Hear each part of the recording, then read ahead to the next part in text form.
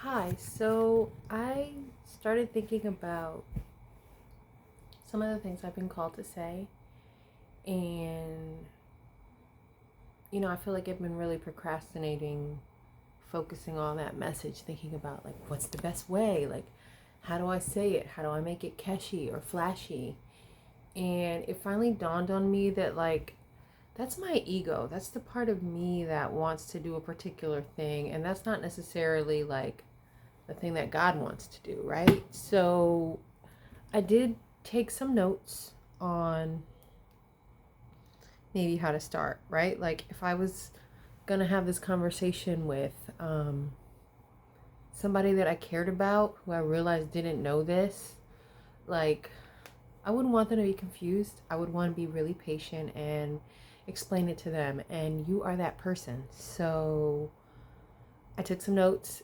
and I'm gonna read them out and I'm gonna just see how that goes, right? Like no need to hesitate. I'm sure I'll get better over time if this is, God's plan for me to continue to do this. If y'all continue to need this, or if this benefits even one person, maybe. So I'll just get started. Here's the deal.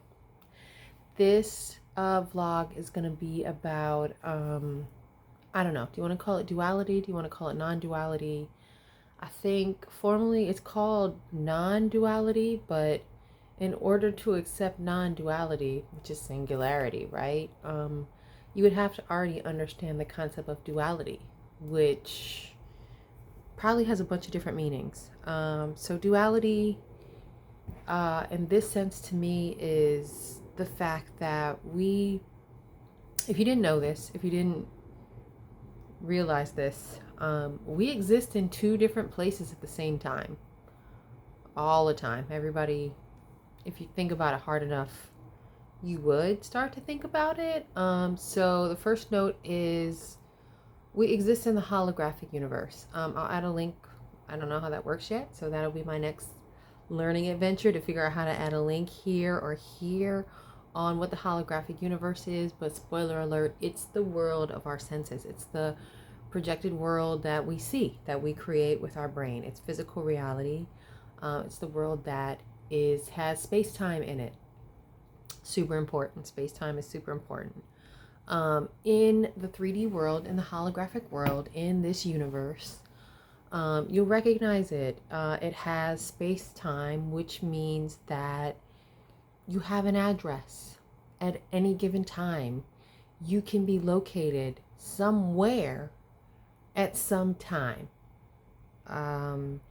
And wherever you are in that particular space and time, nothing else in this existence can also be there. So that's the kind of cool thing about being in a world where you have space and you take up space and you have mass, is that you occupy that singularly. This is the version of reality that we perceive with our five senses. This is the version of reality where things are given words and labels and names. But there's another world that exists right on top of this one. Sort of right on top of this one because it doesn't have a physical form. So there is no right on top. It's an energetic world. And you probably have heard about it or you feel it. But energy is real. Just like physical energy is real, spiritual energy is real. We'll call the energetic universe, I called it here, the ether, the ethereal universe, the spiritual realm. This is the land of non-physical reality. In non-physical reality, it's still reality, but there is no space-time. It's reality for you. Most people might recognize it as their imagination, so we can call it the imaginal plane. There is no space-time, right? Like in the imaginal plane, you can go into the future, you can go into the past, you can go into things that are simultaneously happening right now. I can be in my world, but I can also think about what someone might be doing in Australia right now or in Ecuador right now at this exact time. So those things are kind of important. Wow, I really hope I get better at the editing of these videos, because if not, this is like, oh, gonna drag out. But that's our inner world. So it's real, but it's real to us, right? And there are ways that we can communicate that reality to other people. That's usually through language, or create it so that it exists in the world for everybody else to see. But that world, it doesn't have another place except inside of us. When you think about, like, where's your imagination? Where is it physically? Is it inside your brain? You know, like, where is the internet? Is it just simply limited to those cores that could be underground or underwater or wherever they exist now? Like, we can now have scaffolding. We have enough base knowledge to kind of understand stuff in a way we couldn't before, because there is a lot more stuff that exists that doesn't physically exist anymore that we can kind of point to. And then we can travel through these other planes like the internet. We can travel. I can be all around the world at any time, asynchronously, just as the same as my imagination, except we are physically linking them through the 3D world. Now, there is another world. There is another era where we don't need the internet, where we don't need wires, where we don't need electricity, where we are just doing this with each other. And that's still in the imaginal realm right now. But some key things about that imaginal realm is, like, that's where things that can exist that haven't existed yet but will or could. And because of that, you might be able to see it or sense it with any of the five senses, or even start to sense it with that part of you that's beyond the five senses. Like, sense it, I'll call it, with your heart or with your third eye. But things in the imaginal realm and the spiritual realm, whatever you want to call it, in this other place, the 5D, they don't necessarily have to have names or labels. So we can give it to them, and they will need one to come here, or once they get here, right? So that we can talk about it and share the idea. But in the imaginal realm, there's a different way of sharing. So we'll talk about all that as we go along.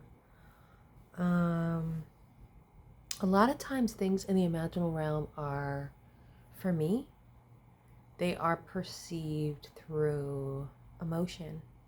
They are perceived through just kind of like flashes of vision. It's not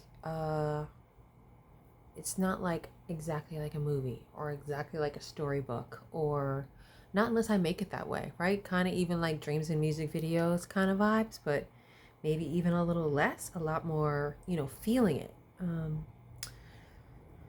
So this may sound preposterous, or maybe you're still with me about this whole thing. One frustrating thing is that it involves language, and there's not really enough language that's been given to us to talk about this. And so we'll talk about, like, the power and the role of language, but for right now, it's going to just be difficult to talk about stuff like this because there is limited language. And part of the journey of putting this on YouTube and talking to you and other people like you is being able to create a shared language.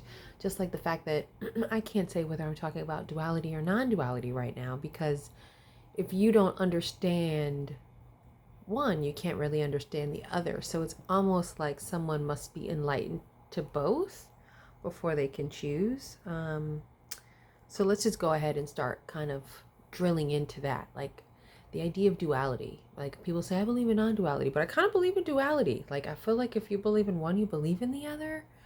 Let me explain a little bit more. There are probably better videos on this. So don't let this be the only one if this is interesting to you. But yeah, hopefully it piques some interest. So duality could easily be misconstrued as binary, right? People think of duo. You think of duo, you think two. And when I think duo, I either think pairs or I think opposites. And so that puts things in a binary framework still of like a toggle switch on or off, right? Like things sort of being related to each other. And they are related to each other, but not exactly in the on-off opposite way, but definitely more like in a pair way, right? Like, Duality in the sense that there are two of you. There is a spiritual you, and that there is a physical you that people can see. There is an outer you that is public, and then there's an inner you that only you know and can find ways throughout life in creativity to express who that inner person is, to give form to something that is formless, the you that is the essence of you, right? And that is really what we're talking about when we're talking about duality. It's just, or non-duality, right? Like, so duality is accepting that I am me and you are you, and that we have a spiritual realm and a physical realm. And non-duality, which is, post-duality, is the idea that there is no me or you, that at the end of the day we're all the same thing. We're all earth, we're all the universe, we're all God, we're all a part, just a little sliver, a little pixel of the screen. But we know that our world is a fractal. We know that our world, like, little things match the bigger things, so that there's a bit of the world in every part of us, and in every part of us there's a bit of the world if we can access it. That can be a good thing, that can be a bad thing. It's a thing that is really exciting to delve into and explore. So the key thing about duality that I've always known this, I've always sensed this, always, since before I can remember. And yet I am also really surprised that there are some people who maybe have never sensed this. And that is astounding to me, because it is something that I've relied on so heavily in my life. Some people might call it their religion, they might call it their spirituality. I think it's more fundamental than that. I think it's just the knowledge of something bigger than us could be having some sort of influence. Maybe for you that's science, right? Or any of the religions. But the thing that is really interesting is that it's almost imperceptible, right? Like, you can only see it by evidence of it indirectly. And in that sense, spiritual energy in the spiritual realm is very, very similar to physical energy in the physical realm. Like, you might not think about it, but you don't actually see electricity, right? Like, when we think of electricity, you see the zigzag, you see a bright blue, literally electric blue, you see the arc, right? You see the light that is given off. But that's not actually electricity. Electricity is a process. Electricity is the movement of the electrons. That's what electricity is. And we don't see the movement of the electrons. We just see what happens based on that.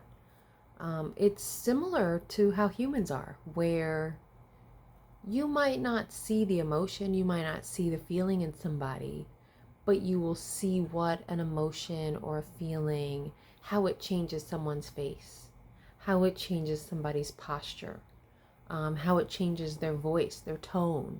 So we never really see it directly. For science, we don't actually see gravity. We don't. We see objects respond to gravity. We are amazed by things that defy gravity because we sense it, but we don't actually see a force that's like pulling us toward the center of the earth. But yet, because of the way our schools are, the way we're conditioned, we do have a sense of them being real. Like, we do believe in these things based on the things we see of it. And I believe, that if there was as much brevity, seriousness, emphasis, education on spiritual, energetic concepts and metaphysical concepts, as much as some of those scientific concepts, they would feel as legitimate. This wouldn't be such an uphill battle, because I say an uphill battle because the goal here isn't just knowing this stuff, right? Like, this is the baseline of understanding a different reality that exists, right? Like, as a baby, you had to come here and learn about this reality. Like, oh, there's gravity. Oh, there's electric.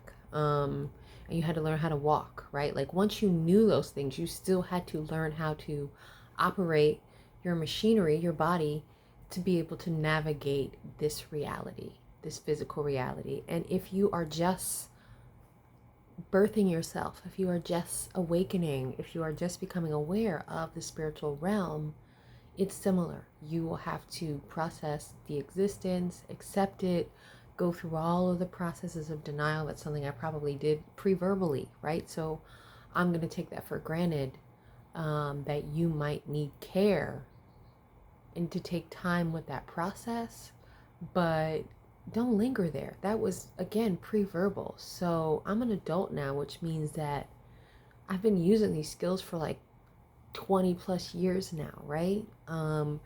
So it won't take you that long to catch up, but how much time do you want to wait? Because there are people who have that level of advantage over you being able to use this. It's almost like a muscle, right? Like a vocal cord muscle, not like a muscle. I don't know. So humans, our role is to be the bridge between that physical realm and that energetic realm.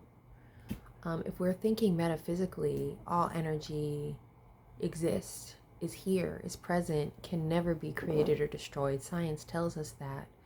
And clearly each human has a level of energy and animation that is contained within them, that they identify as themselves, as a little essence of yourself. All of those are here, and parts of it can shift between that energetic world and this world, right? And we probably go there at night to recharge. Maybe that's why we sleep. Maybe we'll delve into that at another time. So it will give you a tremendous advantage to know about the spiritual realm, because if you are not currently familiar, there's a lot of people around you who are being successful and thriving because they're able to tap into an energy source that you also have access to, but maybe we're unaware of. So I think that's part of our journey together, is to talk about how to tap into it.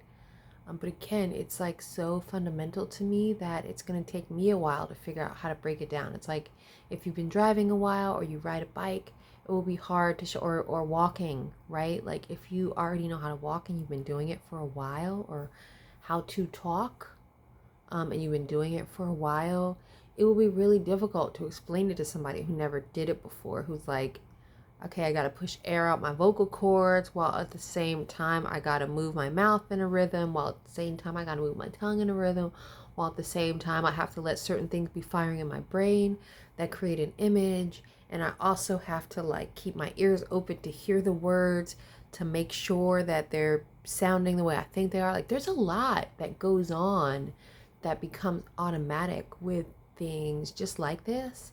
And I am committed to taking the time to answering the questions that you have and taking you along on this journey, because we've got some stuff that we need to be doing in the spiritual realm that will help us here in the physical realm.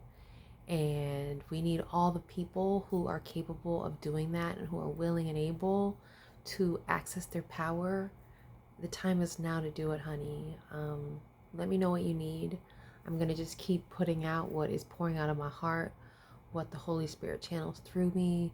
But if there are particular things that you need to know to keep going and to get going, I'll do what I can. I was scared to start this and to be on this journey, but if it can help you, then I feel like it's okay that I'm doing it. So let's make it worth it. Let's make it count. I love you. Be blessed. I look forward to connecting with you again in the future.